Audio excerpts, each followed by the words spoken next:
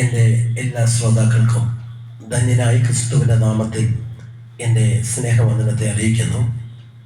ഒരിക്കൽ ഒരു പ്രഭാതയാമത്തെ പത്രോസ് എല്ലാം നഷ്ടപ്പെട്ടവനായി രാത്രി മുഴുവൻ അധ്വാനിച്ചിട്ടൊന്നും കിട്ടാതെ താൻ വല കഴിക്കൊണ്ടിരിക്കുന്ന സമയം, ആ പ്രഭാതത്തിൽ യേശു അവിടെ കടന്നു ചെന്നു. ഉടനെ യേശു പത്രോസോട് ചോദിച്ചു, നിന്റെ പടക് എനിക്കൊന്ന് വിട്ടുതരുമോ? അങ്ങനെ പത്രോസ് പടക് വിട്ടുകൊടുത്തു. താൻ വചനം സംസാരിച്ചതിന് ശേഷം പത്രോസോട് പറഞ്ഞു, പത്രോസേ, ആഴത്തിലേക്ക് വലയിറക്കുക. ഉടനെ പത്രോസ് പറഞ്ഞു, നാഥാ, ഈ രാത്രി മുഴുവൻ ഞാൻ അധ്വാനിച്ചതാണ്, ഞങ്ങൾക്കൊന്നും ലഭിച്ചില്ല. പക്ഷേ നിന്റെ വാക്കിന് ഞാൻ വലയിറക്കാം.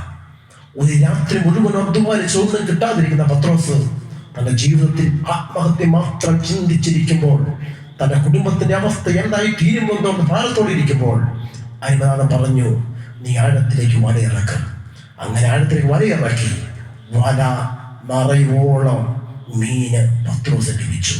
ഇന്ന് എന്നെ കേൾക്കുന്ന വാത്സല്യ ശ്രോതാവേ, നിന്റെ ജീവിതത്തിൽ ഇന്ന് വരെ നഷ്ടങ്ങൾ മാത്രം പറയുന്ന ജീവിക്കുന്നുവെങ്കിൽ ഇല്ല, യേശു നിന്റെ അടുക്കൽ വന്നാൽ, യേശുവിന് വേണ്ടി നിന്റെ ഹൃദയത്തിൽ നിന്ന് വിട്ടുകൊടുത്താൽ, യേശു നിന്റെ ഭവനത്തിൽ വന്നാൽ നിന്റെ അവസ്ഥയ്ക്ക് മാറ്റം വരും. നിന്റെ നഷ്ടങ്ങൾ, നീ കരഞ്ഞ രാത്രികൾ, നീ അനുഭവിച്ച വേദനയിൽ നിന്ന് മാറ്റം വരുത്തുവാൻ കഴിവുള്ളത് യേശുവിനാണ്.